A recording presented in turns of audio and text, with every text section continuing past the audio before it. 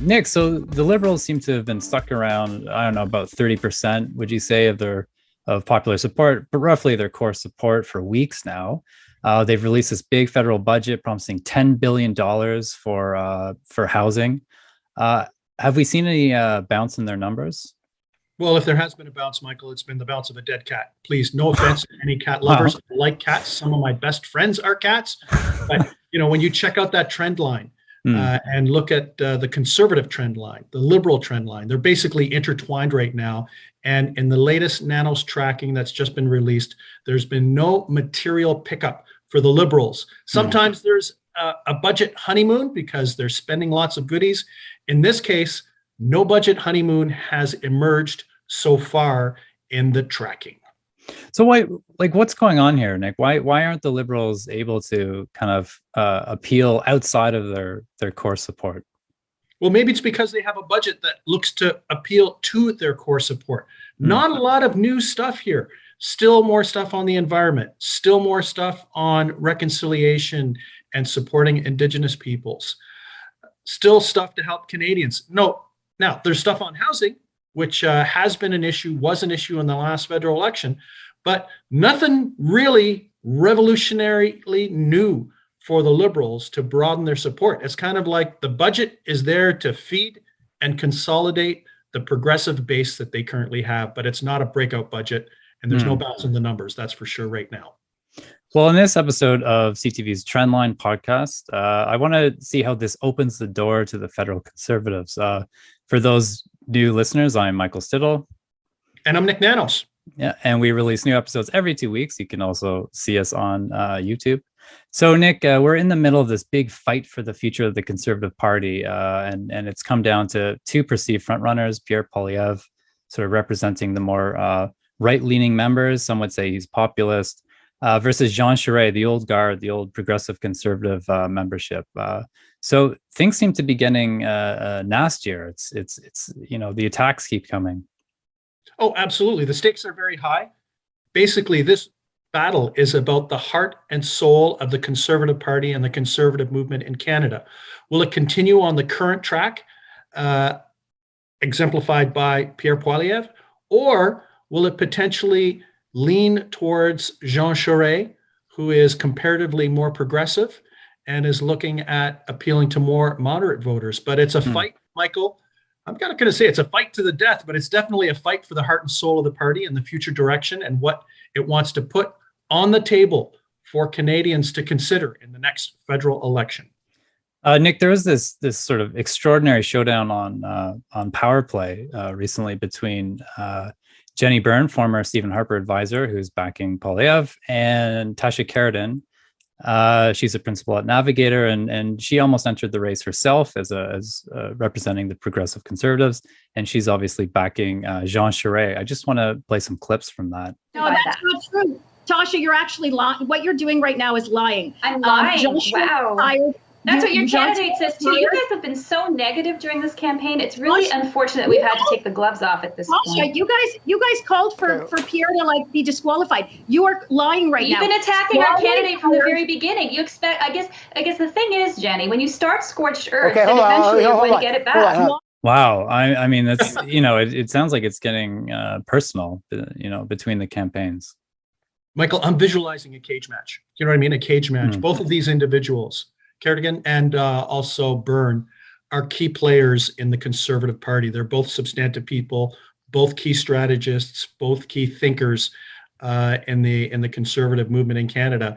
And wow, pot shots, cheap shots.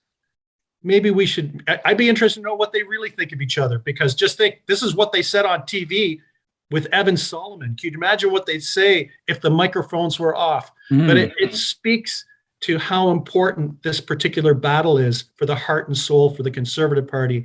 And it looks like for both of these camps, which are the likely front-running camps, Poilievre and Charest, that it's a take no prisoners approach when it comes to the battle through this leadership race.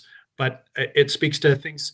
If that's what we saw on Evan's show on Power Play, you could imagine what's playing out on the ground, riding by riding, constituency by constituency, vote to vote, household by household, within the conservative tribe. Now, I've seen just on social media images of Poilievre's rallies, and I'm seeing some really big crowds out there. I'm not sure if he can convert those into actual, voting conservative members. But I saw on Twitter recently he was tackling the housing crisis. He had a video, and he came at it from I hate to keep saying the word populist, but I will. He talked about the big city gatekeepers versus keeping out the working class from getting homes. It seems like this is really engaging. Is there a big movement behind this? Well, there's a significant movement. The fact of the matter is, Michael, that there are a number of Canadians who feel left out, who feel anxious about the future, and Poilievre's populist style, I won't say populist, but populist style message, which is very clear, which says that things need to change. And the thing is his message, he's setting the foundation from his perspective that if he hopes to win the leadership and challenge the Liberals, to basically continue that against the Liberals, to say the system is broken, the Liberals are out of touch, and that he's there to reconnect and to bring voice to all Canadians. And what's interesting is that I would say that for a number of Canadians, this is interesting. That, just as many Canadians might think that it's interesting as be turned off, but his focus seems to be newness, this new type of movement, talking about things like Bitcoin. Whether you like it or not, he's throwing out new ideas to position himself, at least, as having a different vision from the past, conservative vision from the past, with some new ideas. And this is in contrast to Jean Charest. Jean Charest, conversely, my understanding, he was out in St. John's, Newfoundland recently and talked about previous conservative governments, including the Mulroney government and the Atlantic Accord and Hibernia and all those things. And that resonated very well in Newfoundland and Labrador. So, when we're talking about both of those likely front runners, it looks like they're appealing to different types of voters. One more populist, the other one more traditional conservative and mainstream. So Nik, you track through Bloomberg how Canadians feel about the economy, housing, and I'm curious what the latest numbers on that are and how they might favor either candidate. Well, the numbers aren't great. When we ask Canadians every week whether they think that the economy will get stronger or weaker, about 49% of Canadians believe that the economy will get weaker in the next 6 months, while only 22% think that it will get stronger. So by more than a margin of 2-1, people are pessimistic. And on the real estate front, although they're pessimistic about where the economy is going, one thing that they do recognize is that they expect that the price and value of real estate in their neighborhood to go up about a whopping 64%, or almost 2 out of every 3 Canadians believe that the value of real estate is going to go up. Roll those two things together, and what do you get? People saying that the economy is going to get weaker, but that the cost of living, the value of real estate, the cost to get into the market is going to get tougher and tougher in the next 6 months. Nik, normally we would switch over to our provincial check-in next, but I want to stay on the topic of I guess rising anxiety over the economy, over housing, and cross over the Atlantic to France, where we've just had a presidential election. Emmanuel Macron, who some usually compared to Liberal Prime Minister Justin Trudeau, he's in the lead currently as returns come in. But Marine Le Pen, frequently seen as a populist figure, she's doing better and better, it looks like. Absolutely. We know when you look at the numbers in the first round of the French presidential election, there's only a four percentage point margin between Macron and Le Pen. And you know what? Le Pen came second. She came second before, but the thing is that every time she's in a presidential election, it seems like the numbers are improving for her.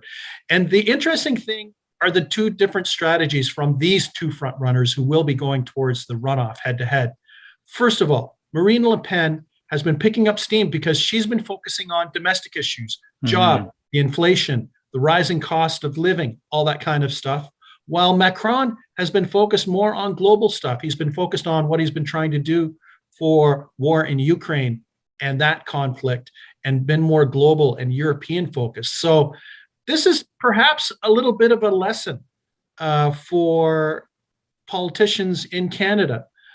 yes, Canadians, like French voters, are very interested in global affairs, but you should not underestimate domestic issues, jobs, inflation, the economy, the cost of living, all that kind of stuff, because there are a significant number of citizens, not just in Canada, but in most major democracies, who are just basically outright worried about being able to pay the bills in the next 30 days. It's interesting, Nik. When Macron first came on the scene, and Trudeau, there these ideas that they were the big young champions of liberalism and these big international agreements. As you said, Macron tried to avert war between Russia invading Ukraine. There are big figures on the world stage, but it looks like economic concerns, inflation is really bringing back something else. Oh, absolutely. Well, just think, in our latest issue tracking that we do, for the last 2 years, coronavirus has been the top national issue of concern. When we ask Canadians, tell us whatever you think you're most worried about. Well, right now at the top of the list, jobs at 11, healthcare at 10, inflation at 10. Fear of war, 8%. Coronavirus, only 7% of Canadians cite coronavirus as the top national issue of concern. And this speaks to what I'll say a greater focus on domestic issues.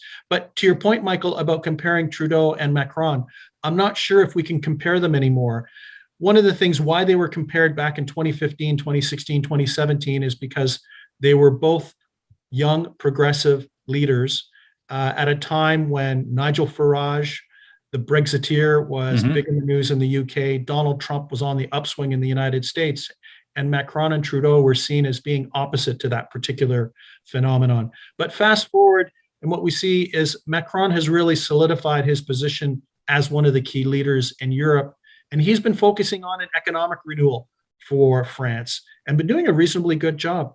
In contrast, Trudeau has not been as focused on issues of the economy. He's been more focused on social issues like gender equality, reconciliation with Indigenous people, just fighting discrimination and racism in Canada. And it's perhaps a bit of a case in point in terms of Macron, who, although he's only 4 points ahead of Le Pen in the runoff, is likely to win a second comfortable mandate as president.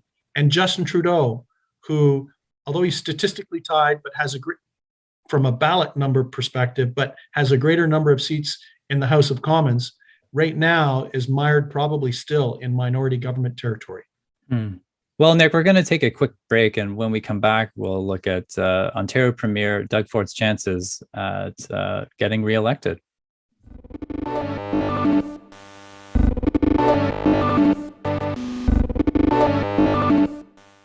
So, Nik, we've got another election coming up this year, and that one in Ontario, where Ontario Premier Doug Ford hopes to get reelected.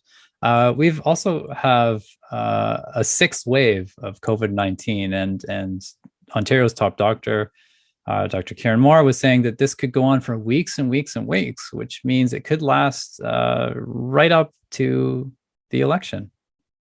Yeah, Ontarians, brace yourself for another pandemic election, right? We've had a pandemic federal election. Looks like they're going to have a pandemic provincial election because TikTok, the beginning of June is coming close when the next provincial election will take place.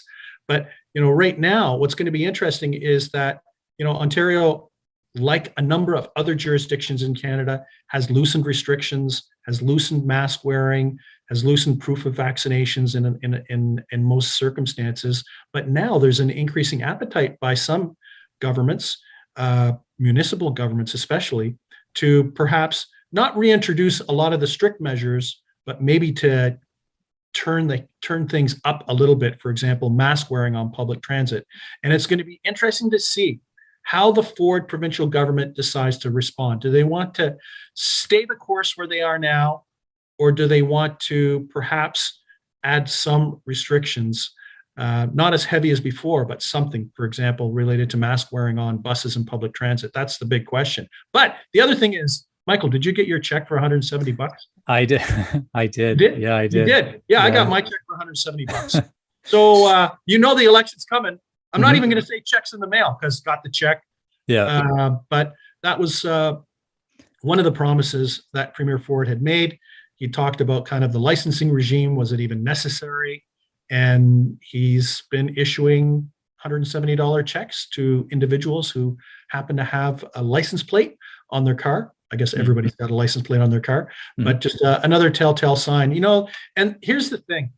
When you look at things like this, it's very reminiscent of the last provincial election where Doug Ford and the Progressive Conservatives in Ontario effectively put things in the window to show that they were doing things, incremental things, to help the day-to-day lives of Ontarians. And, things like, and people made fun of it, buck of beer. Well, you know what? Buck of beer might have been ridiculed by some, but what was more important was that at that time, Doug Ford, as the leader of the Progressive Conservatives, said, you know what?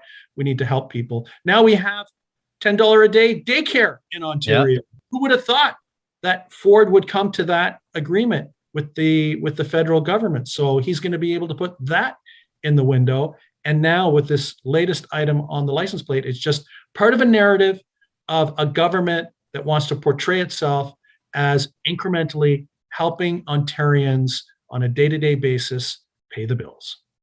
That seems to be the big theme of this episode, Nik. Just, politicians need to keep a focus on votes at home, on the economy, and when they kind of stray outside of that, they might get burned. Absolutely. And, the thing is, Michael, when we look at the stats on a recent study that we did for Bloomberg News, we can see that a significant proportion of Ontarians say that they've either canceled major purchases or they're having difficulty paying for the basic necessities like food and shelter, or they're doing both of those. I think about half of Canadians say that they're struggling because of inflation. And I think what we're seeing is parties from all stripes, leadership aspirants from different parts of the conservative movement are looking to tune into that and to connect with that and to show voters that they have a plan to deal with the difficulty that many Canadians are dealing with. Nik, I think we'll leave it there. Very well said. And thanks everyone for listening. Thank you.